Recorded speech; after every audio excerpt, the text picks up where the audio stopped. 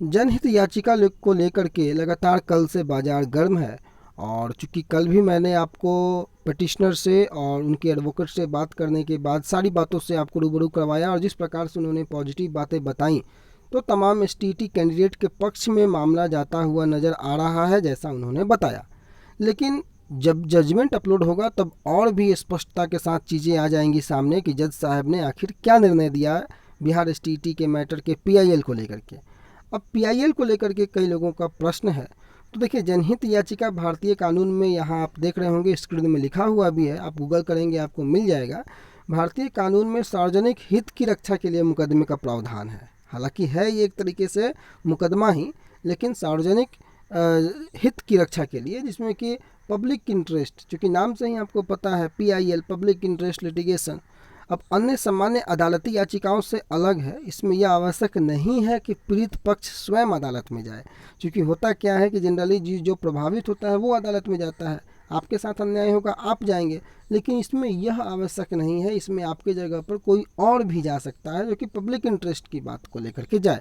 और यहाँ पर भी दिलीप कुमार झा ने पब्लिक इंटरेस्ट की बातों को लेकर के, जिसमें कि सारे विद्यालयों में शिक्षा के अभाव में बच्चे शिक्षा से वंचित हैं, यह भी एक पब्लिक इंटरेस्ट है। और तमाम एसटीटी क्वालिफाई अभ्यर्थियों की चर्चा करना आर्टिकल 226 का हवाला दे करके पब्लिक इंटरेस्ट में अगर मामला हाईकोर्ट में जाता है पीआईएल के रूप में, तो यह पीआईएल ही है। अब नतीजा इसका क्या है, जजमेंट क्या है, वो समय बताएगा। यह किसी भी नागरिक या स्वयं न्यायालय के द्वारा भी पीड़ित के पक्ष में दायर किया जा सकता है। जनहित याचिका न्यायालय के द्वारा भी कई बार जो है स्वयं दायर कर दिया जाता है जनहित याचिका। एक पीआईएल आप लोग देखते होंगे कि किसी भी मैटर पे न्यायालय कई बार स्वतः संज्ञान ले लेता है। तो इन सभी चीज़ों को लेकर के यह पीआईएल है। बाकी आप गूगल करेंगे आपको स्पष्ट रूप से मालूम चल जाएगा। और इसका जजमेंट जब आ जाता है तो और चीज़ें बेहद स्पष्ट हो जाएंगी कि क्या कुछ नतीजा निकल करके आता है। तो जजमेंट तक का हम लोगों को इंतज़ार करना होगा। कुछ अन्य खबरों की ओर अगर हम चले तो 2-3 आरटीआई लोगों के माध्यम से किए गए थे। लोक सूचना अधिकार अधिनियम 2005 के तहत अन्य विषयों, चूँकि टोटल विषय को लेकर के और कंप्यूटर साइंस को लेकर के मैंने आपको बता रखा है। तो इसमें आप देखेंगे कि विज्ञान के लिए जो कि कोड 106 था, कुल क्वालिफाइड अभ्यर्थियों की संख्या पूछी गई थी। तो आरटीआई का जवाब, कुल क्वालिफाइड अभ्यर्थियों की संख्या जो है वो 6152 और मेरिट लिस्ट में संख्या 4383 है।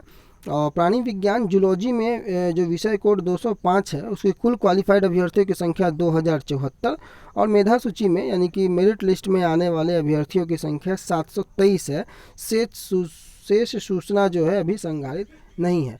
ये 2-3 आरटीआई ऑलरेडी कई ग्रुप्स में वायरल है, इसलिए मैं आपको इस विषय में प्रश्न था इसलिए इसको मैं आपको शामिल कर दे रहा हूँ। इसके साथ ही साथ गणित को लेकर के भी जो है आरटीआई वो वायरल है।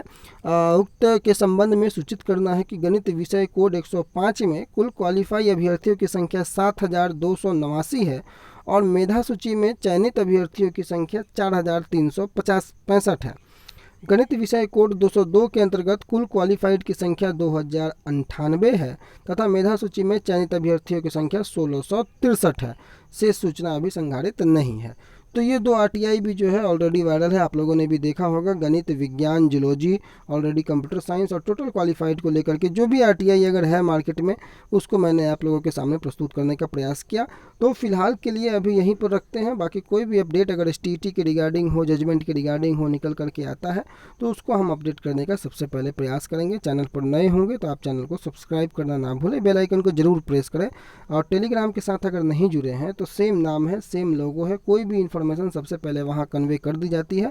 आप टेलीग्राम पर let's grow with Randhir type करके उसके ग्रुप को भी ज्वाइन कर सकते हैं। फिलहाल के लिए धन्यवाद।